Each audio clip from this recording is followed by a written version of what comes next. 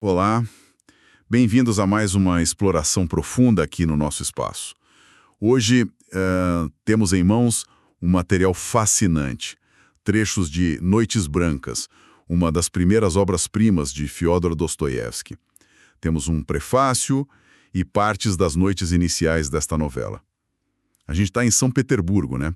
Naquela época mágica e um pouco irreal do verão, quando as noites quase não escurecem. As famosas Noites Brancas. E o nosso guia por essa cidade quase fantasmagórica é uma figura, assim, bem particular. Um narrador que se autodenomina sonhador. Alguém que parece viver mais dentro da própria cabeça do que no mundo real. Exatamente. E a nossa tarefa aqui é ir um pouco além da superfície dessa narrativa, que é muito poética, né? Vamos investigar a psicologia complexa desse sonhador, tentar sentir essa atmosfera única de melancolia e beleza que o Dostoiévski cria tão bem e analisar o impacto do encontro súbito com a Nashenka, um encontro que parece ser um ponto de virada na existência solitária dele. Vamos mergulhar, assim, nas camadas dessa história que, embora curta, é bem densa em significado. Perfeito. Então, vamos começar por essa figura central, o sonhador, e a relação dele com a cidade, com a solidão. O narrador abre a história confessando algo impactante, eu diria. 8 anos vivendo em Petersburgo sem ter feito um único amigo. Como é que Dostoiévski faz a gente sentir o peso dessa solidão logo de cara? Olha, ele faz isso de uma forma muito visual, muito sensorial, sabe? A solidão não é só declarada, ela é demonstrada.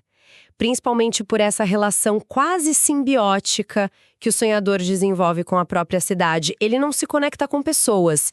Então, bom, ele se conecta com edifícios, essa personificação das casas. É incrível isso. Né, cumprimentar as casas, notar as mudanças de cor, se sentir pessoalmente ofendido quando uma casinha cor-de-rosa vira amarela. Isso vai além de uma simples excentricidade, eu acho. Parece quase uma tentativa desesperada, assim, de preencher um vazio humano com o inanimado, não acha? Justamente. É uma manifestação daquela alienação profunda que Dostoiévski exploraria mais tarde em outros personagens, né? Como Raskolnikov. Na metrópole moderna, esses laços humanos se esgarçam e o indivíduo isolado pode acabar projetando vida, personalidade no cenário urbano. E essa relação fica mais intensa quando a cidade real o abandona. Ah, quando o pessoal vai para as casas de veraneio. Isso, quando todos partem, ele sente como se a própria Petersburgo estivesse se esvaziando, deixando ele para trás. A cidade, para ele, é um organismo vivo, mas um organismo que também pode rejeitá-lo, sabe? E ele se descreve como o último de todos os habitantes de Petersburgo, alguém sem motivo ou meio para escapar dessa cidade que, ao mesmo tempo, sufoca e conforta ele. Ele vagueia, observa as famílias partindo e sente aquela angústia, aquele mal-estar. O que isso revela sobre o estado interno dele naquele momento? Revela, eu acho, uma intensificação da alienação dele. Ele é um observador muito agudo da vida alheia, reconhece as fisionomias, né? As pessoas que ele vê sempre nos mesmos lugares, como aquele velhinho na Fontanka, mas é uma conexão totalmente unilateral. Ele sabe deles, mas ninguém sabe dele. Exato! Ele conhece os hábitos deles, mas ninguém o conhece, ninguém nota a presença ou a ausência dele. É o epítome do homem invisível na multidão, uma figura muito, muito dostoiévskiana. Ele está presente fisicamente, mas existencialmente ausente da vida social. Tem também aquele momento interessante quando ele sai dos limites da cidade, vai para o campo e sente uma lufada de liberdade. Um contraste forte com o ar abafado de Petersburgo. Ele percebe a beleza da natureza, da primavera, mas até isso é meio tingido de melancolia, como quando ele menciona a imagem da menina triste que definha. Essa sensibilidade para a beleza fugaz e para a tristeza inerente às coisas é uma característica marcante do sonhador e talvez do próprio Dostoiévski jovem. Ele capta essa poesia melancólica de Petersburgo, mas a apreciação dele é sempre a de um espectador, né? Ele vive à margem, absorvendo a atmosfera, mas sem nunca mergulhar de fato na corrente da vida. A solidão dele é, em parte, circunstancial, mas talvez também uma escolha meio inconsciente, uma forma de se proteger do mundo real, que ele acha, como a gente vai ver, pobre e monótono comparado aos sonhos dele. E essa insistência marginal de observador passivo é abruptamente interrompida.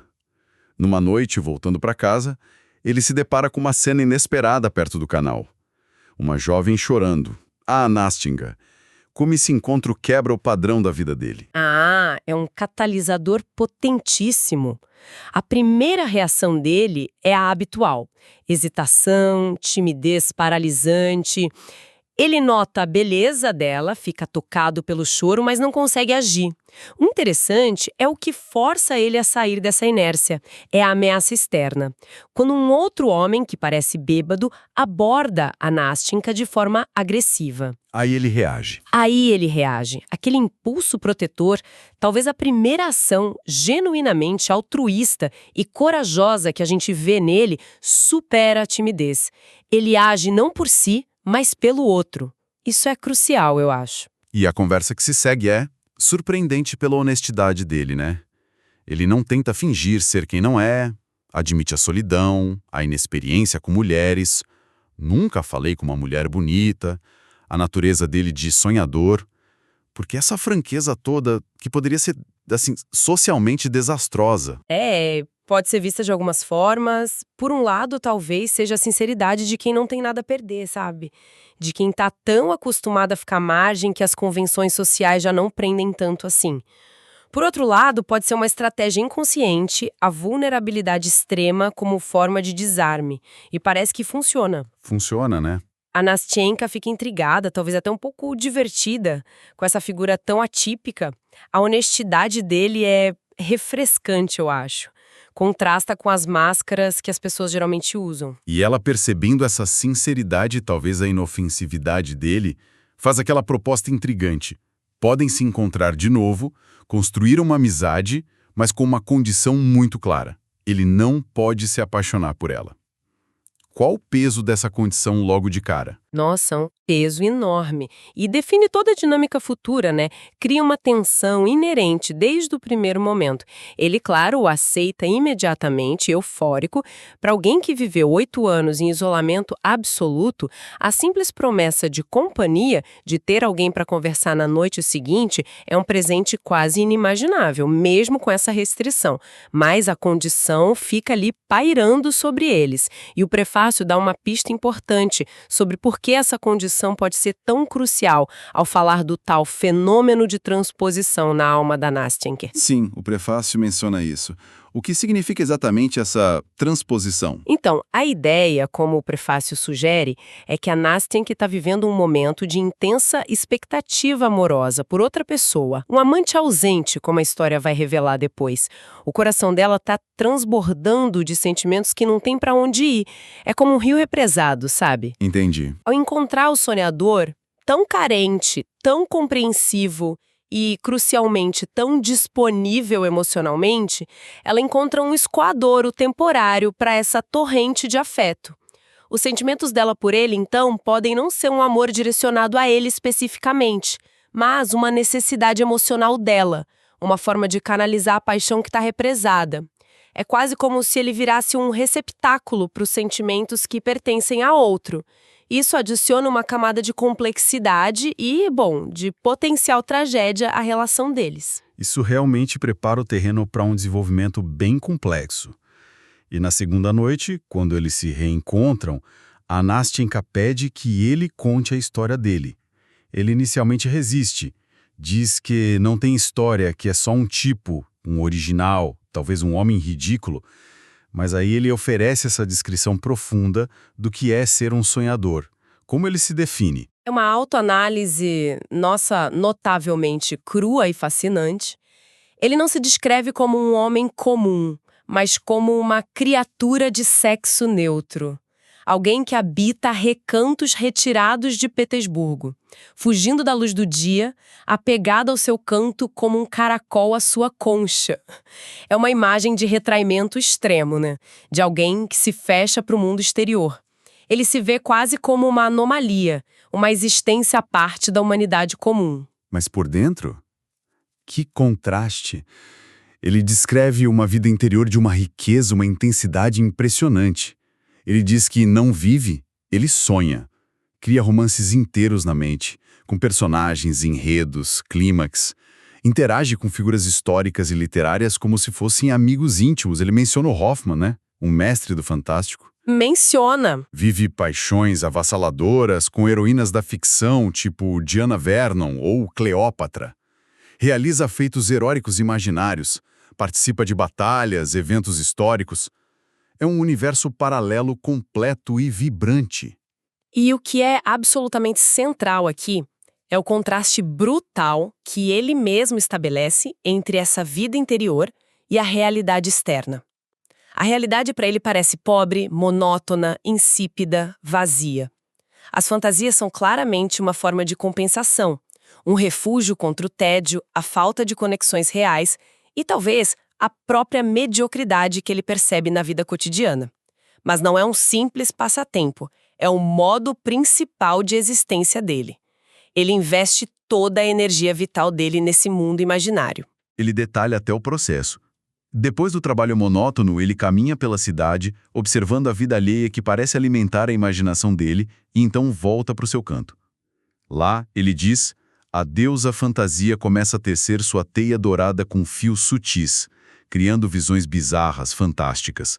É quase um processo artístico involuntário. Exato. É apresentado quase como uma força que o domina, mas o Dostoiévski não romantiza isso completamente, né? O sonhador admite que essa vida de sonho tem seu preço, seus momentos de profundo sofrimento. Ele descreve os instantes de lucidez, geralmente pela manhã, depois de uma noite de sonhos intensos. Nesses momentos, a realidade invade bruscamente. Ele percebe o tempo passando, a juventude se esvaindo, a solidão real batendo à porta. São momentos de angústia aguda, de confronto com o vazio da vida concreta dele. E o que acontece depois dessa lucidez dolorosa? Ele consegue mudar algo? Não. Ele mergulha de volta na fantasia, talvez ainda mais fundo, como uma forma de anestesiar essa dor. Mas a dúvida fica ali. Ele se questiona se essa existência não é, no fundo, uma ilusão, um pecado, uma tragédia. Existe uma consciência da fragilidade, da potencial esterilidade dessa vida onírica. Ele percebe que pode chegar à velhice sem ter realmente vivido, só com as lembranças desbotadas de sonhos que nunca se materializaram. É um retrato muito agridoce, quase sombrio dessa figura. Ele tem consciência da condição dele, mas parece incapaz de escapar dela, né? Falando em contexto, o prefácio nos lembra que Noites Brancas foi a última obra que Dostoiévski escreveu antes de ser preso por seu envolvimento com o círculo Petrashevski. Existe uma conexão mais profunda aí, você acha? Sim, essa informação contextual é muito relevante. O Círculo Petrashevski era um grupo de intelectuais que se reuniam para discutir ideias progressistas, incluindo o socialismo utópico. Algo, extremamente perigoso na Rússia zarista do Nicolau I. A descrição que o sonhador faz dos recantos misteriosos de Petersburgo, onde vivem esses sonhadores, figuras pálidas, idealistas, pode ser uma alusão velada a esses círculos intelectuais da época. Jovens cheios de ideias, talvez meio desconectados da realidade prática, vivendo intensamente no mundo das ideias e dos debates. Não muito diferente do sonhador, vivendo nas fantasias dele. E a prisão e aquela experiência traumática da simulação de execução que o Dostoiévski sofreu depois disso devem ter impactado profundamente a visão de mundo dele. Sem dúvida alguma. Embora Noites Brancas tenha sido escrita antes disso, talvez já contenha sementes das reflexões posteriores do Dostoiévski sobre idealismo, sobre sofrimento, a busca por significado e a fragilidade da felicidade humana. Alguns críticos veem no sonhador traços do próprio Dostoiévski jovem, um intelectual sensível, solitário, vivendo intensamente no mundo interior, talvez um pouco deslocado na sociedade. A obra captura um momento específico, uma sensibilidade pré-exílio, digamos assim. O prefácio também conecta Noites Brancas a outras obras dessa fase, como A Louca, Coração Fraco, Netochka Nesvanova, mencionando um tema recorrente de amores impossíveis ou frustrados, muitas vezes envolvendo protagonistas que se apaixonam por mulheres já comprometidas. O que essa recorrência temática sugere para você? Sugere uma preocupação do Dostoiévski com a natureza do amor, do desejo e da frustração naquele período. Talvez explorando a complexidade dos sentimentos, a idealização do objeto amado e a dor que surge quando a realidade não corresponde ao ideal, sabe? O amor nessas histórias raramente é simples ou feliz, é frequentemente marcado pela impossibilidade, pelo sacrifício, pela desilusão. A dinâmica entre o sonhador e a Nastenka, com a condição imposta por ela e a sugestão da transposição de sentimentos, se encaixa perfeitamente nesse padrão de relações amorosas complexas e potencialmente dolorosas que ele explorava naquela época. Faz todo sentido. Então, fazendo uma síntese do que a gente explorou até aqui, mergulhamos na figura complexa do sonhador, marcado por uma solidão profunda que o leva a personificar a cidade e a construir um mundo de fantasia riquíssimo, porém isolante. Vimos como as noites brancas de São Petersburgo criam essa atmosfera onírica e melancólica que espelha o estado interior do protagonista. Analisamos o encontro com a Nastenka como um ponto de inflexão crucial, uma ruptura na passividade do sonhador, mas também um encontro carregado de tensão e ambiguidades desde o início, né? Especialmente com a condição imposta por ela e a ideia da transposição de sentimentos. E contextualizamos a obra na trajetória do Dostoiévski, vendo possíveis ecos da própria juventude dele e das preocupações temáticas da sua fase pré-prisão, como os amores impossíveis e a figura do intelectual idealista e deslocado. E tudo isso deixa a gente com uma questão pairando, não é? O próprio sonhador teme aqueles momentos de lucidez, quando a realidade invade os sonhos dele. O encontro com a Nastenka é talvez o maior choque de realidade que ele já enfrentou.